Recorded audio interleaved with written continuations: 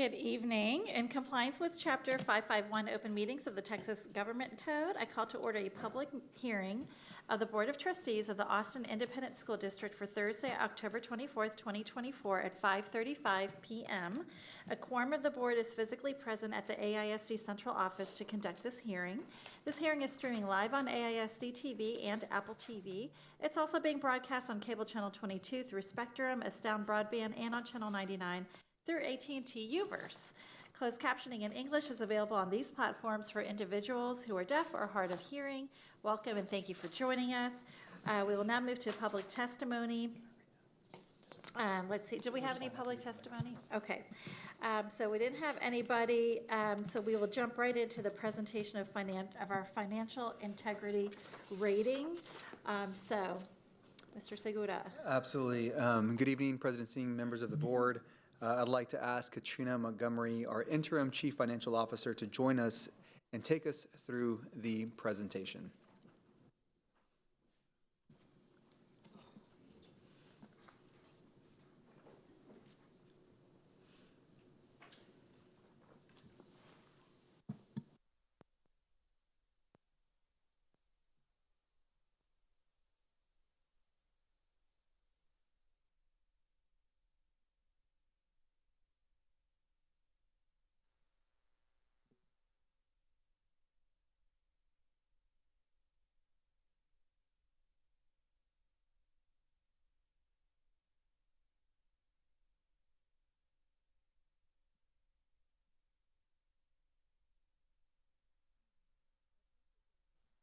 Precious.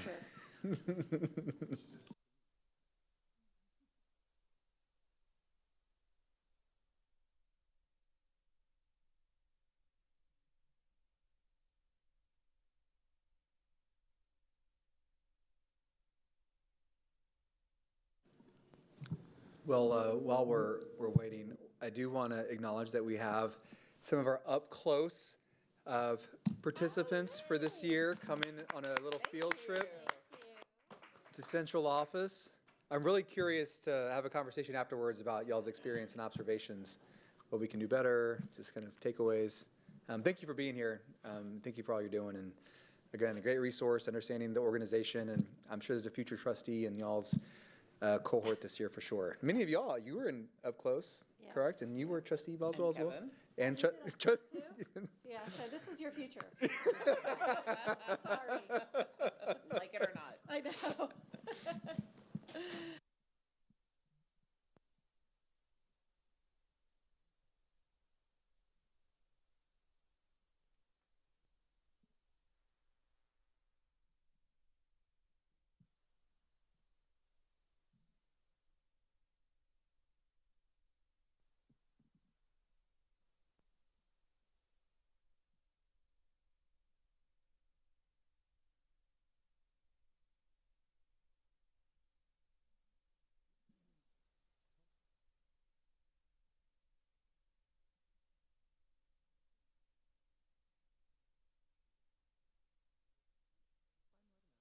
Minute break? Do we need it?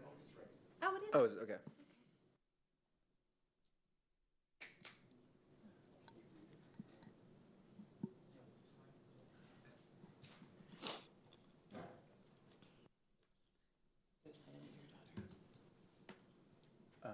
First time you met her?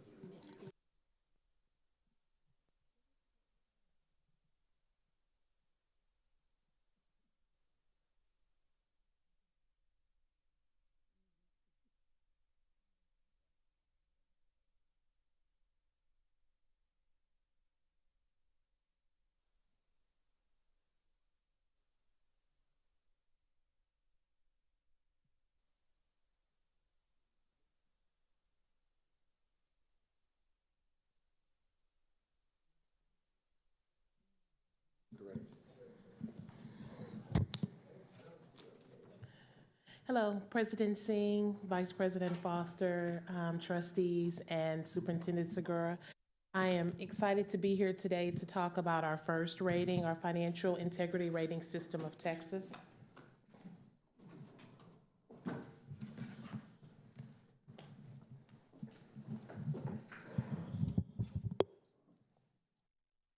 So let's give an overview of the first rating. The rating system ensures that Texas public schools are held accountable for the quality of their financial management practices and that they improve these practices. The system is designed to encourage Texas public schools to better manage their financial resources, to provide the maximum allocation possible for direct instructional purposes. And finally, the 23-24 rating is based on financial data from the 22-23 school year. So some of the areas of measurement that the first rating looks at is the annual financial report, which is our audit, debt payments, terms, and compliances, timely payments made to government agencies, which is like one example would be sales tax, the district's financial solvency, and various other ratios and financial measurements. So for 23-24, Austin ISD again has a superior achievement, and the district maintained an overall 94 from 2023 through 2024. So these next few slides are going to go indicator by indicator, and I'm just going to give some overviews. Slides 1 through 5, indicator 1 through 5. If we look at the fifth indicator, you can see that in 22-23 it wasn't scored, but this year we had a ceiling and we passed. Indicator 6, 7, 8, and 9, then you can see indicator 10 is not scored this year. The same thing on this slide is indicator 15 was not scored this year. And indicator number 14, it was not scored last year, but we received a 10 on this year. And then also indicator 21, it was not scored last year, but we have a pass. So one of the indicators we kind of want to really spend some time looking at is indicator 13, which looks at our district's administrative cost ratio. And this is the difference between our administrative costs versus our instructional costs. And year over year, you can see that we've been above the ratio that was given to us by TEA. The standard ratio is 0.8555. In 2020 through 2021, 21-22 and 22-23, we were above.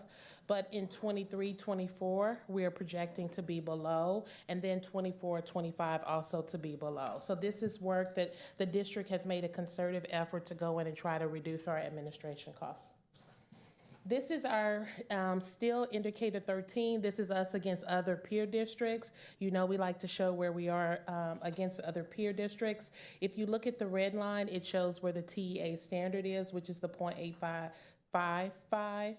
And then you can see where we are to the far left at 0.9292. And remember, this is 22 through 23 data, so we're going to continuously see some improvement on these numbers. Other financial indicators and bond rating financial awards, we're really proud of that. We have 4 bond rating agencies who have given us their superior rating. That includes Kroll, Moody's, Fitch, and as recently as August we've talked about, we received it for S&P. Austin ISD also continues to receive other awards. We received an award from Government Finance Officers Association, which is known as GFOA, as well as ASBO, the Association for School Business Officials. So let's talk about our fund balance. So we're going to go over on this slide some of the benefits of having a sufficient fund balance. So one of the things, it helps prevent Austin ISD from borrowing funds to cover cash flow deficits. And we're going to have some slides in a minute that's going to go into that a little bit more in detail. Our tax collections are usually received in late November through February, but the majority of the tax collections come in between December and February. And cash is impacted by recapture payment, which is due in August 15th. So in December, January, and February, we're getting all these tax collections. We have cash going out, but cash is still doing well. Then in March, April, May, June, we're still doing well, July. And then in August, you have the recapture payment that hits. And so that does take a considerable amount of our resources. So then you have September, October, and November. We're still trudging along. And then you have November where the cash flow gets to be pretty limited. And we're going to talk about that a lot on the next slide. Another reason to have sufficient fund balance is because our results in higher bond ratings, which will reduce the amount of interest payments we pay on interest and sinking fund. A drastic change to our fund balance could cause us to fail indicator 6 under the state's first, which we just talked about, which would automatically prevent us from scoring at Superior. And as we all know, we've been getting Superior year over year over year. It also assists in responding to unforeseen costs without interruptions in service. So a couple of things we've noted here is the Winter Storm Erie and then also the COVID pandemic. We were still able to make our obligations. So here's a cash flow analysis that we did, and we want to kind of show on this where we are as the district. So when you look at July, it's saying in July we're good with cash. That's what we kind of just talked about. In August, we make our recapture as well as our property insurance payment, and that's why you see the red is the outflow, the blue is the inflows. And then the little triangle is where we are with cash. So you can drastically see from July to August, our cash really takes a big drop. September, October, and then in November of 2023, we had $53.2 million worth of general operating cash in the bank, which accounts for approximately 21 days of spending. Then we can go to November. Tax collections start coming in December. You can see on this slide, the majority of the tax collections came in January, and it's 54% of our tax collections are collected. And then we're still doing good with cash, but it all starts all over again, right? When we make that big balloon payment in August, September, October, and then we're very tightly squeezed for cash in November. So Katrina, before we leave that slide, I think Yes, it's just really important that we talk about fund balance and the use of it as a dynamic component of our budgeting process. We look at fund balance and we always say it's great to have, 76 days of operating budget, right, or capacity. And that's if it's static, right? Well, it's not static, and what you just demonstrated, and I think what we don't often talk about is the fact that between October and November, like really right now, right, we get to the point where we literally have weeks of cash on hand. And so if there's a delay in the tax proceeds, that money begins to come in really in November, December. If that gets delayed by 6 weeks, maybe it gets delayed by 2 or 3 months, which can happen, there could be significant impacts in our ability to make payroll, which requires us to go look at different solutions. And we'll cover that here in a moment. But I just really wanted to kind of hit that. Yes, Go ahead, Katrina. thank you. So we reached out to our financial advisors about what would happen if we decreased our fund balance like to maybe 19.5 or 19%. And I'm going to read exactly what he wrote me back. Generally, if what is being considered is drawing down further on reserves than previously thought to support recurring M&O costs, this would probably be viewed negatively from a ratings perspective.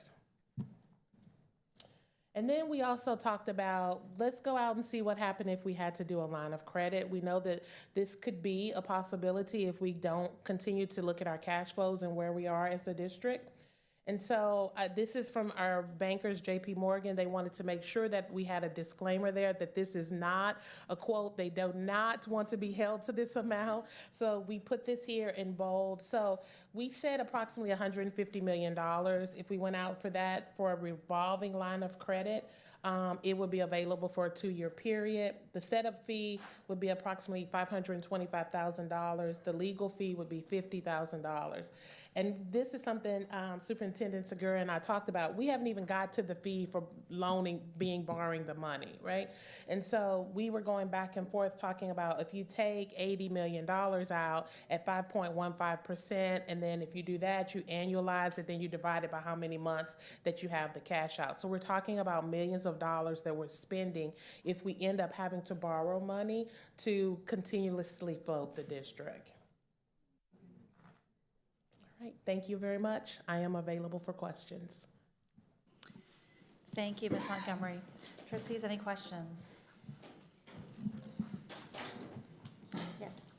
I just want to share appreciation for the administrative cost ratio. I know we've been talking about that for a long time, but 2019, 2020 was the first time we had a 10 on that. So thank you for sharing kind of our path toward that. I know we've been moving toward that, and it'll be exciting to see that next year. Yes. So thank you for that. Thank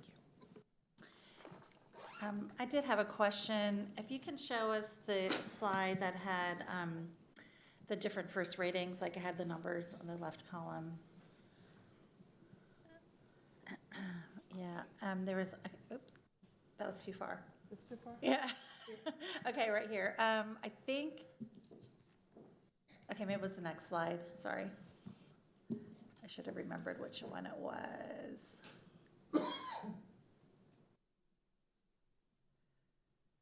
Oh, goodness. Okay, next slide. I'm so sorry. That's okay. Oh, yeah, number 14. I really appreciate this one. This is, the indicator description is, did the school district not have a 15% decline in the students to staff ratio over 3 years? If the student enrollment did not increase, the school district will automatically pass this indicator. Could you talk a little bit more in depth? So is a 10 a good score? A 10 is a good score, yes. Okay, is that the maximum score you can get? Yes, 10 is the Okay. maximum score. So we got the maximum score that relates to our enrollment. Okay. Yes. Because, okay, I think that's really important to clarify because, you know, Superintendent, like our enrollment, do you have a sense of, like, where we are on that? Like, are we, like, we easily got into a 10 or are we kind of on the edge? Like, I think our enrollment has stabilized this year. Yes, well, so over the last decade, right? I mean, to go back 10 years, there's been a decline. Over the last 3 years, it's been relatively flat, you know, less than 1% both ways. Right now, you know, we're talking about hundreds of students, not thousands of students, one way or the other. And so I think for us, you know, whenever we talk about, you know, really in any analysis that you do, if you're less than the, you know, 1/4% or 1/5 of a percent, you're kind of in range. And so for us, we're tracking that. We're moving towards snapshot. We're still kind of within that margin. I don't expect that it'll change given all the information that we have, but it's largely been flat. I mean, it has, and I think that's a testament to the work. Certainly, we're not seeing huge shifts in thousands of students like some of our peer school districts around the state of Texas. It is something we'll continue to monitor, and I think ultimately investing in our teachers and investing in AISD will help improve that over time. You know, and so, yeah, I think that's what you're seeing there is it's nowhere near a 15% decline over a 3-year period. Thank you. Trustees, any other questions? Yes, Trustee Foster. Yeah, thanks for the presentation, and it's kind of exciting and a high note to see superior rating over and over again from First, and to see what Kroll bond rating, S&P, Fitch, Moody's, what they all have to say, giving us, you know, these top ratings over and over again. It's awesome. And here we are going into a really strict budget situation. We've already cut 30 million. We're looking at how do we get 90 more over 3 years. It's this whole thing that we're going through. And one of the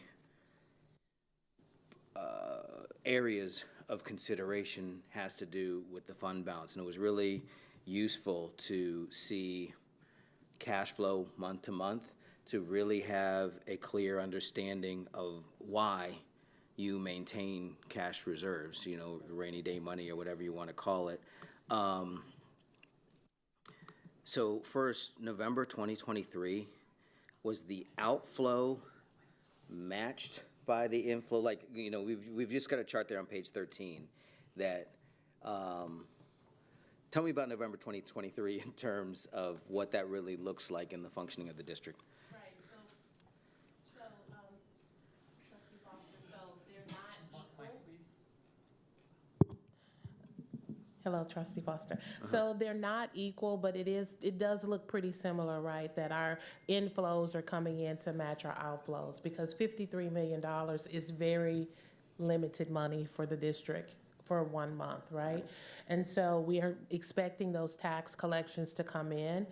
It usually sometimes, as Superintendent Segura said, it can be a delay, especially in a period like we're going through now for Prop A, the election season. So the cash flows, we want them to come in as much as possible, but that's why now we're looking at cash every single week to make sure we can get through the end of November. So it's not 1 for 1, but we do need those tax collections to start coming in November to cover November expenses.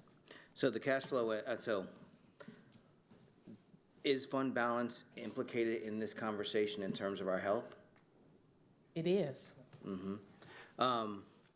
So this is helpful to understand the importance of the fund balance, the funds on hand, running the household in a way where we're not getting too low at any given moment. I 100% get that. And this is a dire fiscal circumstance. And so I'm interested in, when we talk about, well, you want 76 days of this, that, and the other. Well, at some point, maybe 70, maybe 50, maybe 40, and how low can you go? And I guess I'm just interested in, and I think community wants to understand a fleshing out of this. What happens if our cash reserves are reduced to 19%, 19.5%? If, by policy, we start to tinker lower? Two different questions, or two different sides of it. One, implications for our fiscal health. And then secondly, I would actually like a sort of philosophical consideration of the idea of 20% as this idea that's out there, that's what constitutes health, against the reality of what constitutes health. Anything that we put in as a metric, as an indicator, is a proxy for reality. It's not reality, right? And so sometimes there can be arguments made for why we would do things a little bit differently, even though the industry standard is this, da, da, da, da, da. So I'm really interested, and I think a lot of people want to understand ever more clearly the nuances around fund balance and a November 2023 moment, and this broad thing about our fiscal health as per somebody from New York or something. So the fiscal health is impacted. If we reduce, so we're at 20%. And we're going down to $53 million. So if we continuously reduce that fund balance percentage, that makes the dollars, the true cash, what we're really looking at, it makes it smaller and smaller and smaller. So what we have to be very careful is we have to weigh what we're looking at. If we're saying we want to reduce the fund balance, I get that there's a temporary gain to do that, because in this period you're like, okay. But then you have to look all the way through. So when we get to November, we need to make sure that we can still make payroll. We have over 10,000 employees. We can't get so tight that we can't pay our bills on time, especially our employees, one. And then two, we also want to talk about, we don't want to borrow, because you're borrowing, but then you're still sending more money out. So is that going to put us in the place where we're borrowing year after year after year? I believe I've heard a trustee say there's nobody coming to save us. So I think we've all probably been in financial trouble. I've had times where I've had to ask mom or grandma, but then it slowly becomes a recurring thing that we have to do. So we want to look at the long-term implication of November, not just the momentary gain of saying what it helps us if we go down to 19 or another percentage in our fund balance. Did I answer your question? Yeah, it does, and I think it's an ongoing conversation and a matter of public education and trustee education to really learn and understand the nuances, because it's really complicated, but we're also on the margins right now. We're living in the moment of the financial challenge. And I would say more, but it probably would be inappropriate. So I'll stop. But I will just close with a note of appreciation for your work as our interim CFO, who's carrying the load really, really incredibly, and also the district's work over time. This is what's allowing us to keep being, and it's incredibly important, and y'all's work is vital. Thank you. And one thing that we're endeavoring to show as part of this analysis, and we can run different models, but you end up finding that the gain that you make by 1%, which is roughly $10 million, maybe a little bit less than that, quickly gets eaten up by interest carry costs, any origination fees, anything that you might have to consider because of how vulnerable you are for the months of October, November, and December. And so I just caution everybody really what you're doing is you're reducing the starting point, right, by that amount. And it's only a one-time gain. It doesn't get replenished. In fact, what ends up happening is you incur more cost. And so it really is a strategy that would introduce a significant amount of risk. And for us as an organization, this would be the last place we'd want to go given that cash flow analysis. And I think it's really important we talk about this, because we often talk about, again, our fund balance is a static, account. And we don't often talk about the fact that it gets drawn down over time. And this moment that we're in right now is a very vulnerable time for AISD. Any fluctuation in revenue in or expenses going out, a winter weather event, a pandemic, whatever it might be, could really put us in a difficult position. Well, and in all ways that are sort of legal and allowable, I really appreciate what you just said. We have to have the conversations, fully providing the information to the public, because I think Austin chooses well over and over again, and we can have faith in that. And so providing the information, including what would happen if we did this, is valuable. Any other comments from trustees? I just have one comment, an additional comment, which is, just trying to translate the numbers into like what this actually looks like in the district, and why I'm so appreciative that we are committed. I think the administration is committed to keeping a 20% balance. So when COVID hit, we had hundreds of bus drivers and cafeteria workers that we needed to pay, custodians. These are our families in AISD. And so, and we need to take care of them. Yeah, and I really appreciated that time, having a fund balance. If we didn't, what would those families have done? I don't know. And I worry, I know my kid's bus driver has kids in our district. What would she do? What would happen to her kids? And so it's just, I really thank the district for the stewardship, and we may not feel it right now, but to me, this is one of our values of equity, and equity means having enough money in reserve to help those that may need it the most when the unexpected happens. So really, really appreciate that. I do have a question. If the Vader passes, brings $41 million a year to the district, I know a big chunk of that would go towards the fund balance. How would this look different? I know that you said you could do different scenarios, but just would it make a big difference? Would it make it let's look at that November 2023.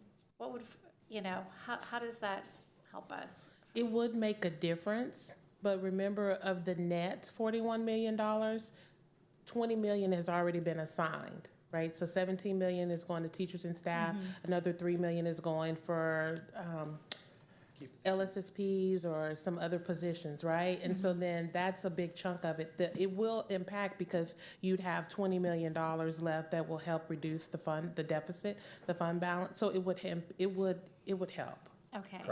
And then conversely, if we don't get that $41 million, we just basically continue a similar trajectory, or what happens? So it's improved with the Vader passing, certainly. You're not going to see a completely change in the trend line, right? Because the numbers that we're talking about, these are hundreds of millions, that not over $1 billion, kind of represented in that graph. If it doesn't pass, the opposite would be true, which is, you're going to incur the costs. And in fact, in one time, because of the $500 allocation, that would be a $5 million expense that we wouldn't have revenue to offset. So for that period, so there'd be over the course of the year, a $5 million net. Really what it comes down to is what we're willing to kind of capture via cost reductions, because this is 1 year.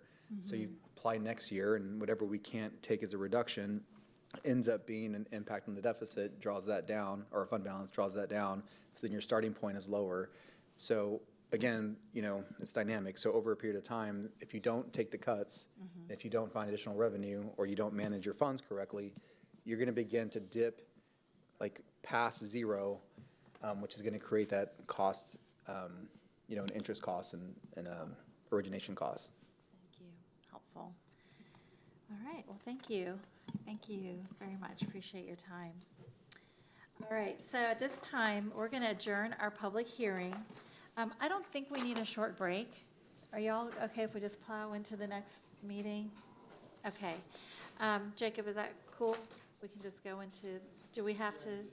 I'll close this and then we'll go. Okay. So Secretary Boswell, do I have a motion to adjourn this hearing? So moved. Is there a second? Second. All right, having a motion by Secretary Boswell and a second by Trustee Zapata to adjourn. All those in favor, please raise your right hand. The motion passes unanimously.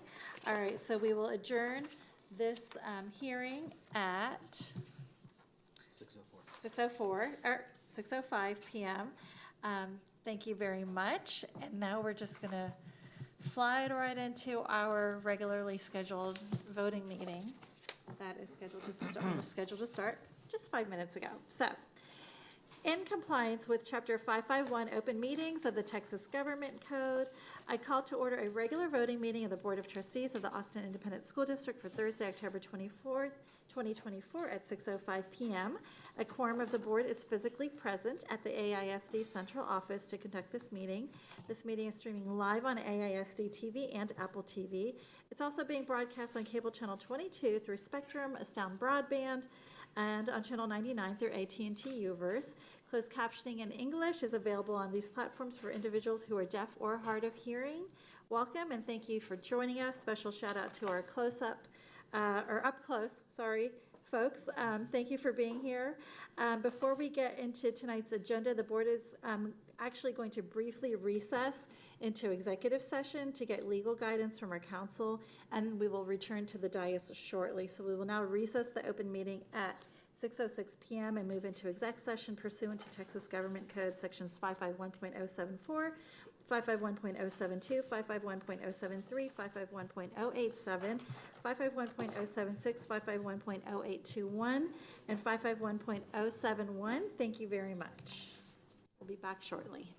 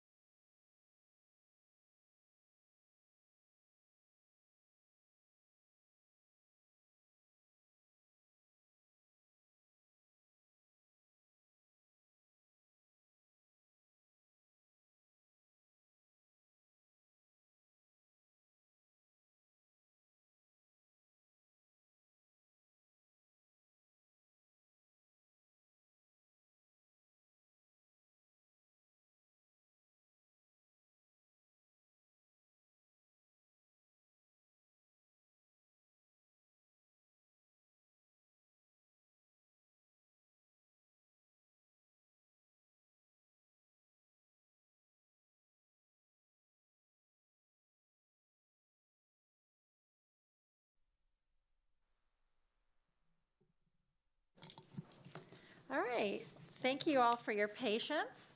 Our first item is under the President's Report. So today is Lights On After School, a nationwide celebration of after-school programs and their important role in the lives of children, families, and communities.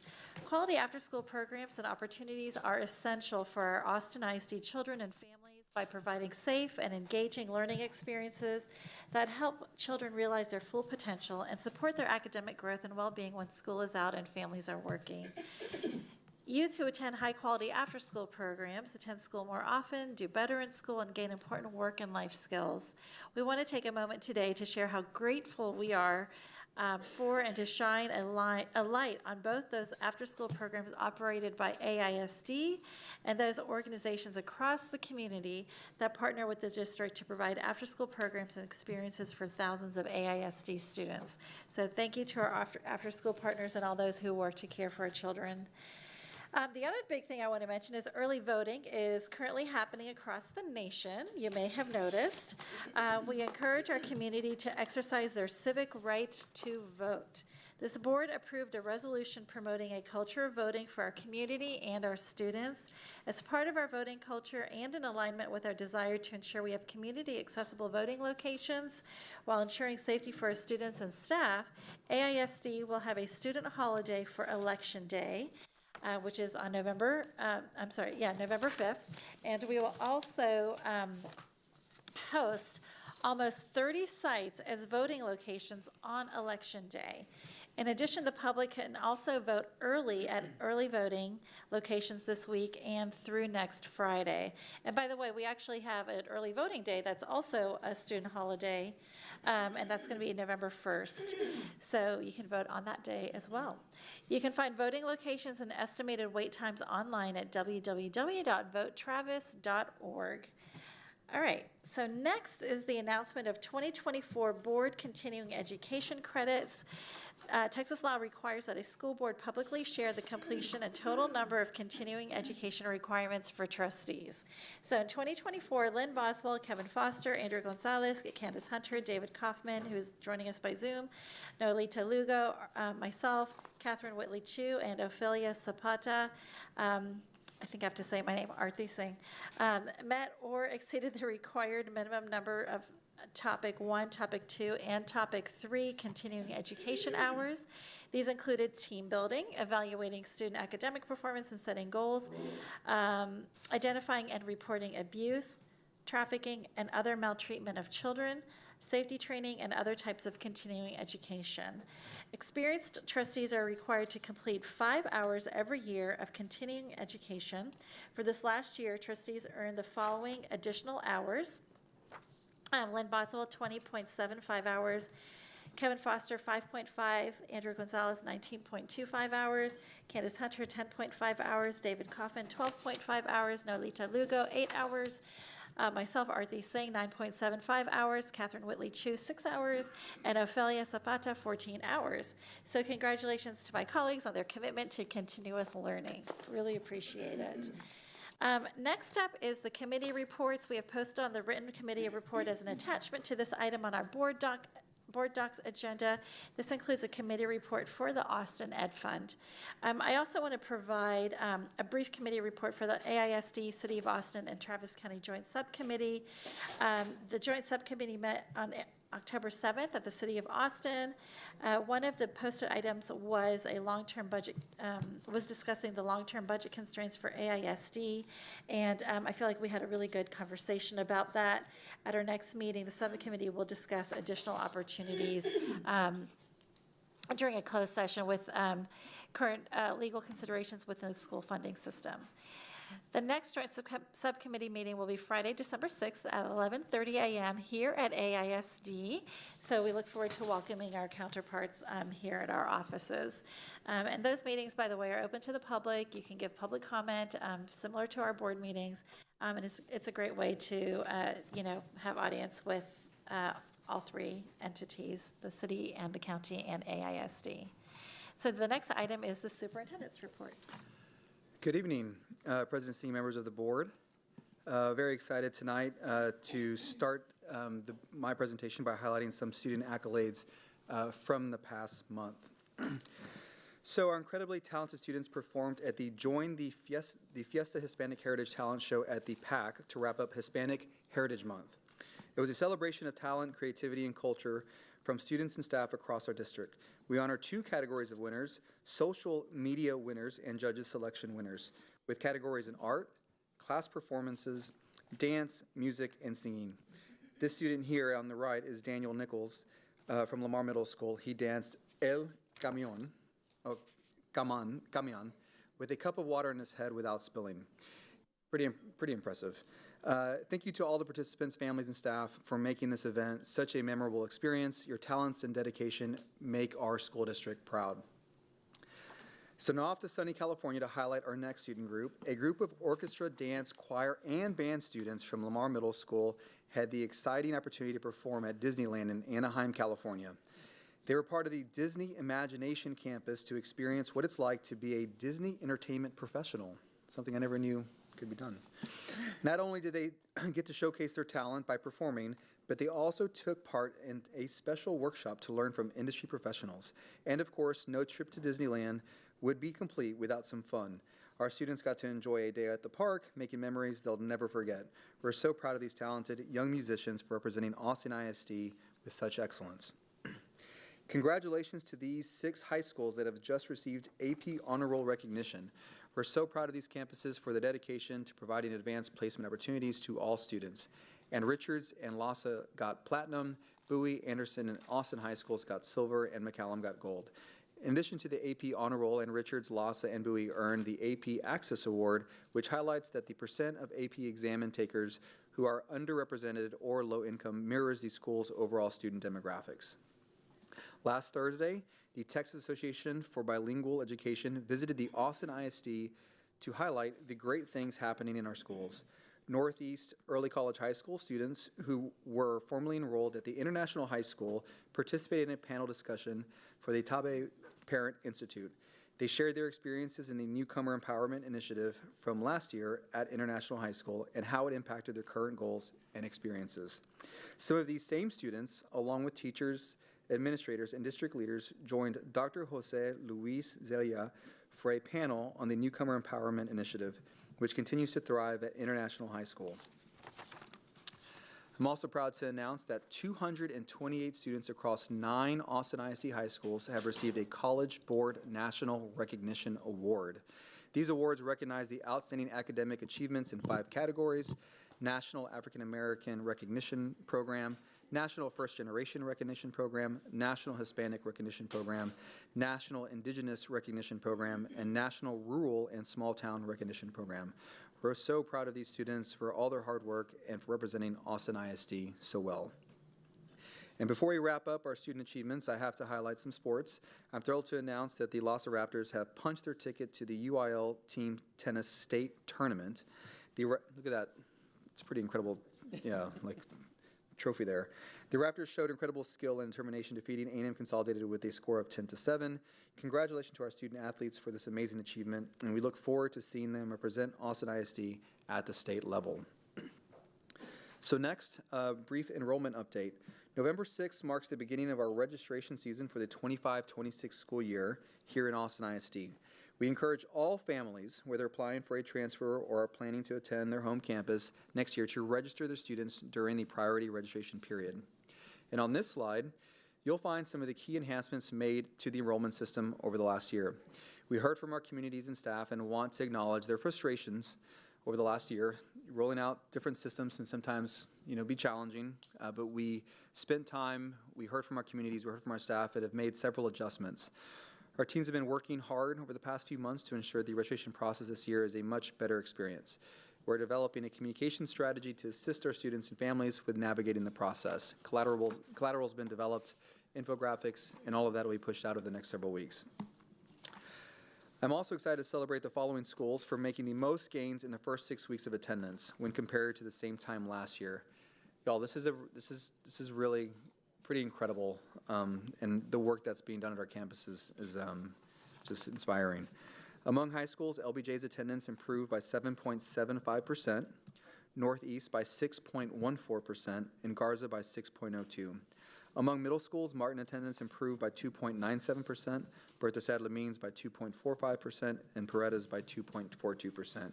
And among elementary schools, Oak Springs attendance improved by 3.3%, Overton by 2.48%, and Walnut Creek by 2.08%. The district's attendance as a whole improved by 1.19%, and attendance improved at 96 campuses. I'm thankful to our staff and families who make student attendance a priority. I'd also like to give an Ombuds Office update. I want to provide the board and the community an update regarding kind of our work regarding the Ombuds Office.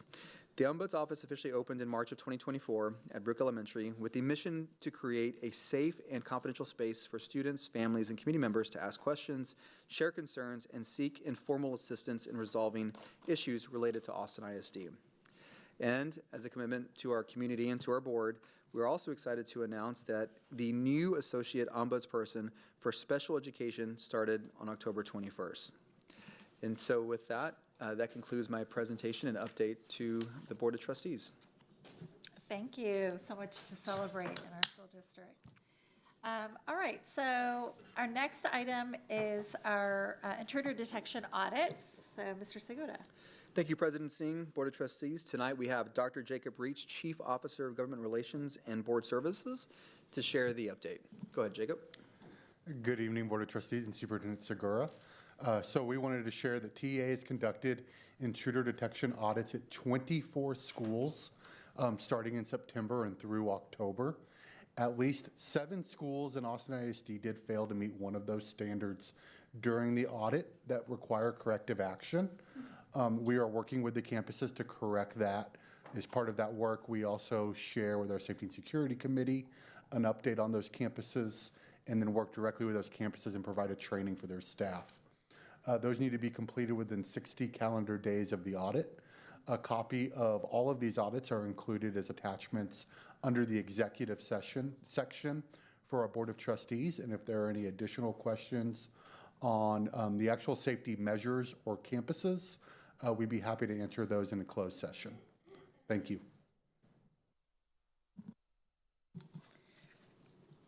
All right. Trustees, any questions on that? Okay. Next, we have our budget update. Absolutely. President Singh, Board of Trustees, I'd like to welcome back Katrina Montgomery, our Interim Chief Financial Officer, to present the budget update. Hello again, President Singh, Vice President Foster, trustees, and Superintendent Segura. Thank you for having me back. We're going to do a budget update. We're going to talk about a few different topics. The first topic we're going to talk about is Prop A. So we've had 40-plus scheduled or attended events. We have approximately 86.5% of teachers and librarians receiving at least an additional $412 annually if Prop A passes. And then year-round classified staff who are on the 260 scheduled days will receive more than $412 annually. Our next slide is an update. We've been meeting regularly with our ad hoc committee. So the charge of the ad hoc committee is to create a list of areas for further exploration, provide inputs into the administration's final recommendations. They will not create or approve the administration's list. The teacher and staff input will be collected outside of the committee process in November. There are approximately 4 teachers or librarians and principals on the ad hoc committee, and the board will vote on the administration's recommendations at the voting session in November on the 21st. We've talked about we're gonna do a taxable value audit, so I'm gonna kind of read this a little bit in depth. What is this? So when we look at, which we all know as TCAD, Travis County Appraisal District, reviews and verifies the taxable values assigned to properties within the Austin ISD School District. This audit ensures that property valuations are accurate, equitable, and comply with state regulations. We're going to submit the paperwork in the next month or so to do a tax year audit for 2021 and 2022. We'll keep giving additional updates as we receive them from TCAD. And then Mo Casey. Leo was here a couple of weeks ago when he presented on the Mo Casey audit, and one of the pages that everyone had questions on is item 9. So let's talk about item 9. So we looked at 4 different areas where the costs were extremely high. So you see community under 61, 53 is data processing, 51 is plant maintenance and operation, and 34 is transportation. We've changed this slide a little bit. So the dark blue is the 24-25, where we would be for the budget, and it's general funds only. The Mo Casey audit did all funds. So if you look in the final 3 columns, FY 22-23, it says where Austin ISD is for all funds. FY 2023, all funds for our peer district, and then also the state average. So let's look at data processing. So it's saying what we're saying for 24-25 budget, we'll spend approximately $251 per student. In 22-23, all funds, Austin ISD spent $504. And that's where the alarming, everybody's like, are we spending $504 for data processing per student? But we wanted to show that in 24-25, we've already reduced that number, 1, and that the number for 22-23 is all funds, where the $251 in the dark blue is just general fund. And then if you look at that for data processing, it makes it look a little bit better because we're at $251. If you look at the peer district, it's $206, and then the state average is at $235 per student. So it is still a little bit higher, but we are trending in the right way, and we're going to constantly review these numbers so that we can make sure that we're coming more in line with the state average. Ms. Montgomery, before we leave this slide, can you please share the difference between a general fund and all funds? Yes, so general fund is our M&O. That's what we do that's what we use to operate on a day-to-day basis. All funds could be bond funds as well as grant funds and general fund. So we wanted to talk about the 24-25, some of the things we're doing also along with the work of the committee. The committee's doing work, as we know. We also have trustees that are doing work, and this is some of the things that the administration team is working on. We started restricting vendors because we're trying to make sure that we streamline where costs are coming from. P-card limitations, we've reduced the amount of the credit card limit so we can monitor charge. We've added technology and legal into the workflow, which also helps us with the reduction of expenses. And then we've talked about doing a contract evaluation process where we'll go in and look at the vendors and their contracts to see what are they contributing, are we making our outcomes, where are we going for the district. And then we're monitoring all overtime. So we're looking at overtime. If we get a report, we're sending it to the chiefs and we're talking about where overtime is and what can we do to reduce overtime. Position vacancies. Brandy and I are talking about that consistently, where we are and what can we say that we can assume or put back into the budget this fiscal year. Employee travel, all-state travel, unless it is general fund or bond funded, has been eliminated. And student data. So you've heard Superintendent Segura say, which I 1,000% agree, we can't cut our way out of this. So one of the things that we have to do is we have to kind of increase our revenue. So we're really very closely looking at the EcoDis numbers. I will tell you, TLL, with the help of all of the people behind me, they have been working really hard. We've sent people out to campuses to increase the EcoDis percentage, which increases our revenue. We're looking at ADA, special education, as well as bilingual. And that's it for me. Thank you very much. I'm here for questions. Thank you so much. Let's see, trustees, do you all have any questions? Okay, I have, Mr. Segura, do you have anything to add, or? Yeah, I think one of the things we probably need to do is provide a little more clarity on one of the slides. If we go back to slide 2, and I don't want to stop you, Katrina, because you're in a flow.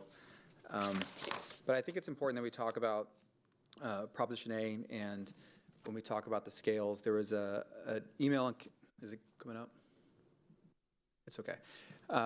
And one of the things we wanted to talk about is, now that we have the compensation and we release notifications, we're able to kind of analyze the amount that the staff who are part of that compensation package, what they are likely to receive.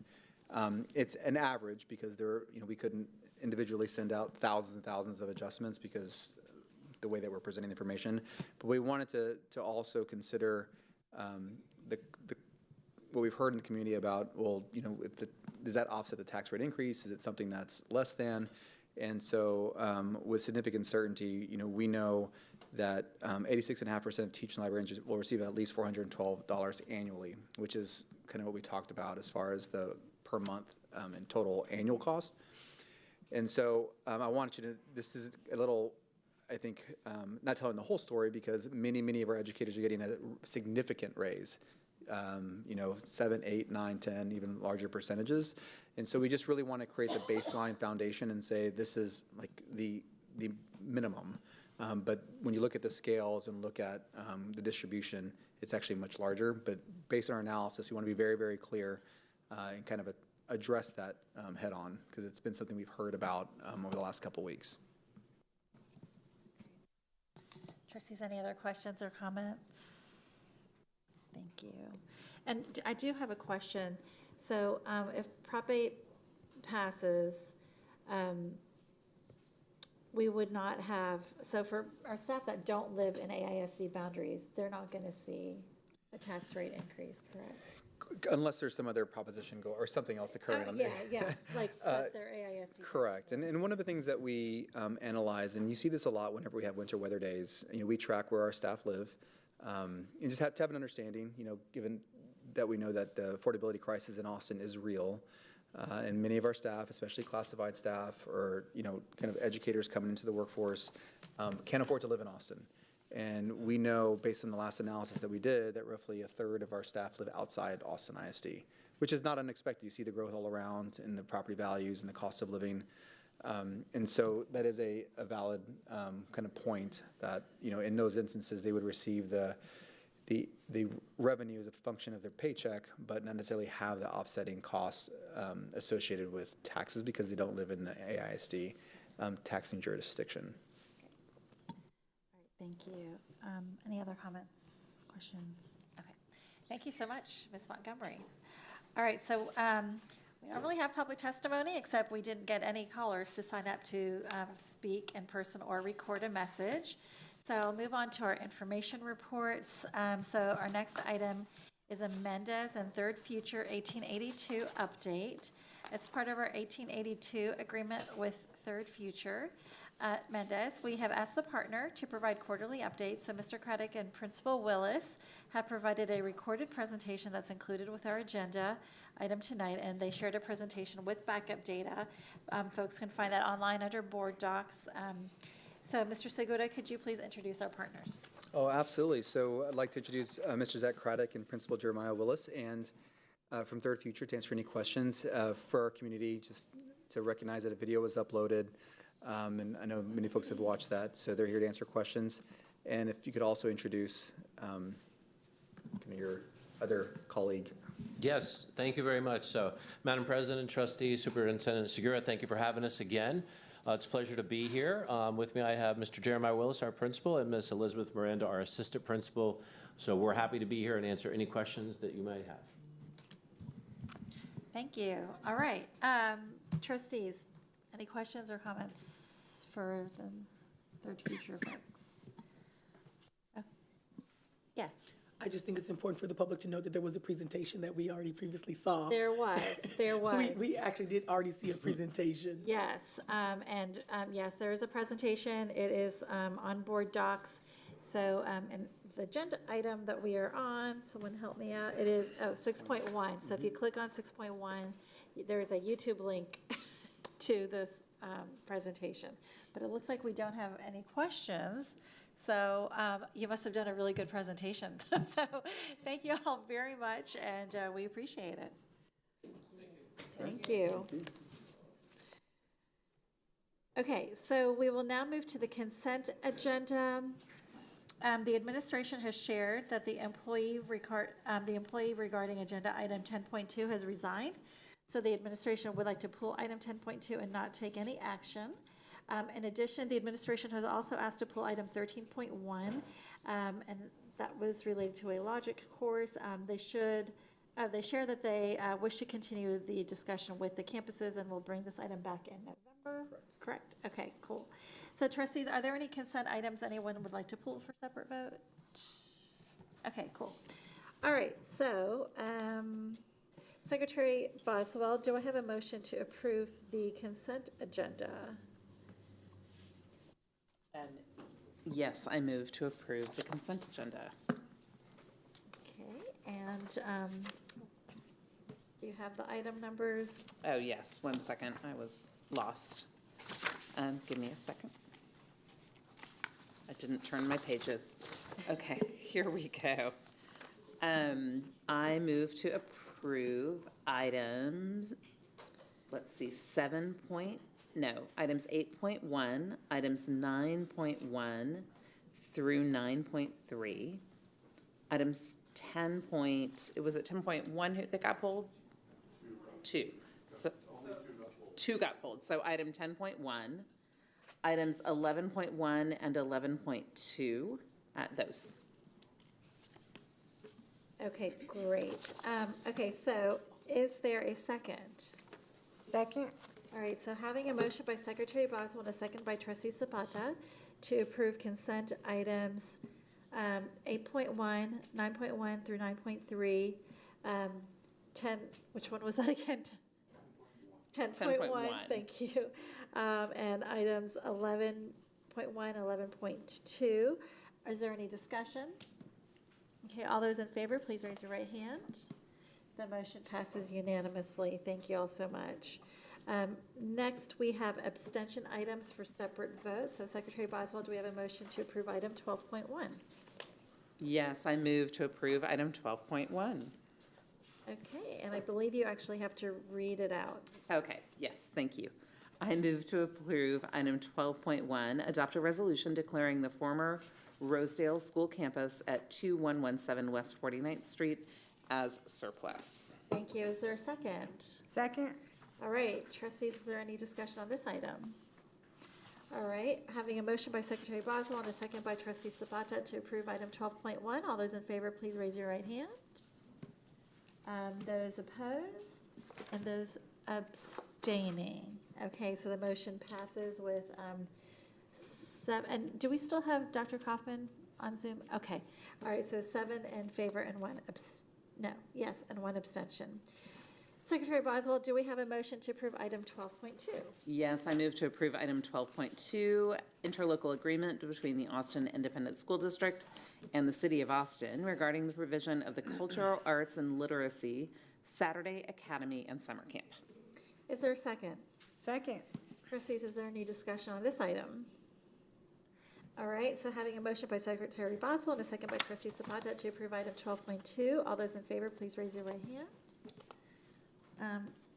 Okay, the motion passes unanimously.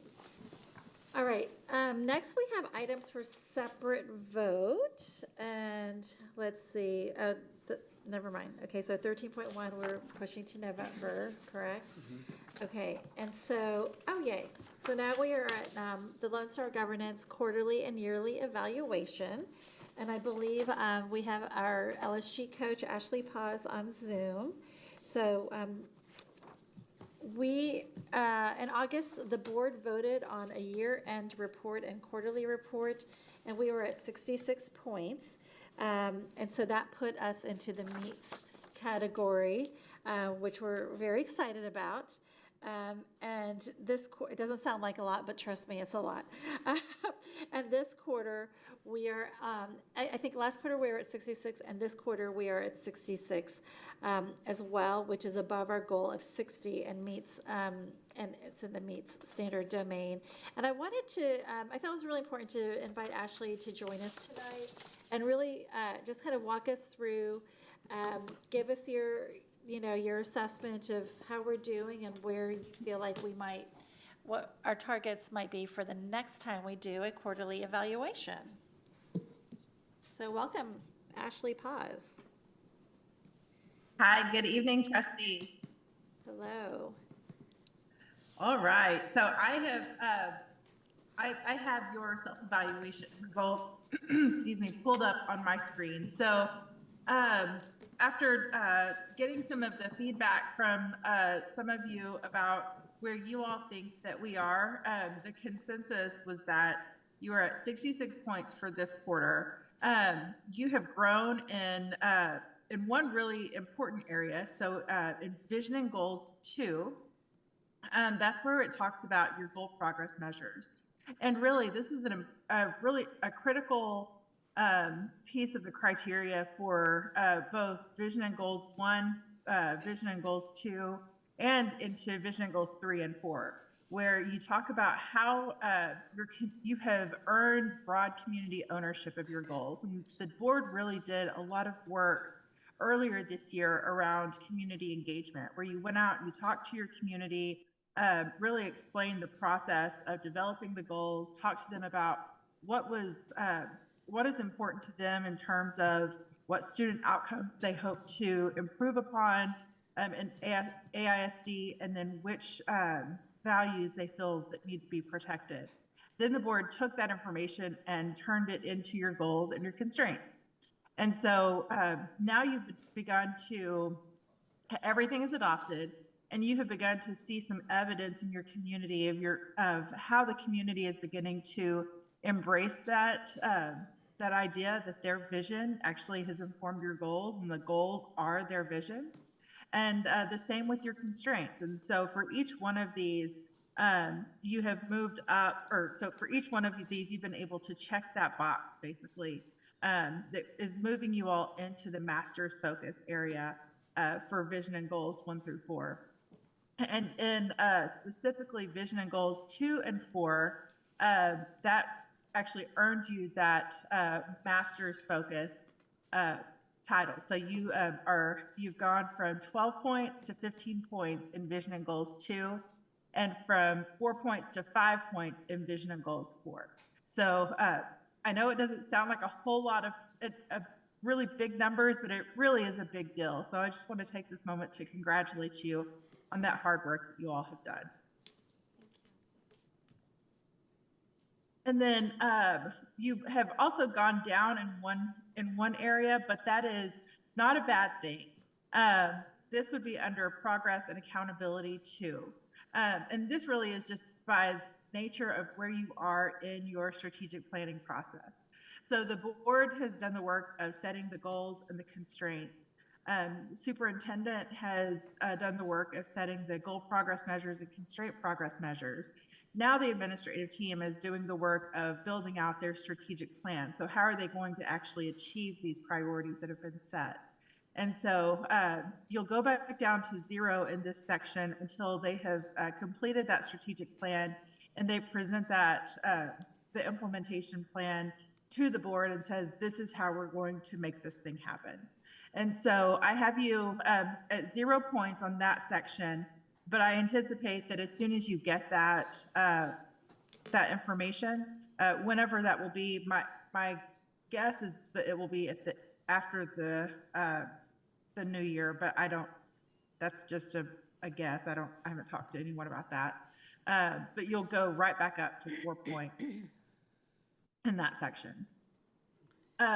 And then for everything else, you really are at this, you're still at the same place with systems and processes that talks about, the conditions that you're creating with in your policy and in your, the way that you're spending your time, advocacy and engagement, which is about how you are engaging with the community, and then synergy and teamwork, which is all about the conditions that you're creating for your governing team, your board and superintendent team.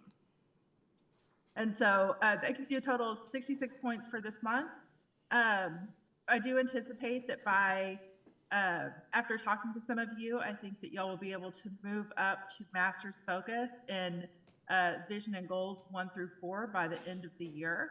And then possibly even moving into meets focus under advocacy and engagement and synergy and teamwork by the end of the year as well, which would put you at 81 points, which is a huge increase. So with that, those are the big points that I wanted to touch with you all tonight. that's the end of my report, but I will open the floor to any questions that you all might have. Thank you, Ashley. Truly appreciate your guidance, your patience, the random phone calls. Really, you've just been so accessible to us, and we really, really do appreciate it. I wanted to just let the trustees know our little homework. One of the easiest check boxes in here is probably to memorize our goals. And so, and I know most of us have, but just in case, we have a printout here, and that is one of the things that, that we have to sort of commit to memory, which I think we mostly have done. But that also includes the actual number, right, Ashley? It's not just saying, oh, third grade literacy. No, it's like we have to memorize the actual statement. Is that correct? Yes, with the start, the baseline and the target, and then also the current status of each goal, which it's the first year of these goals, so the current status will be the baseline. Okay, great. And I do appreciate the feedback that you gave all of us on our last board meeting, and so we're gonna continue. We're gonna recommit to our questions, and I think you'll probably be happier after our next board monitoring report.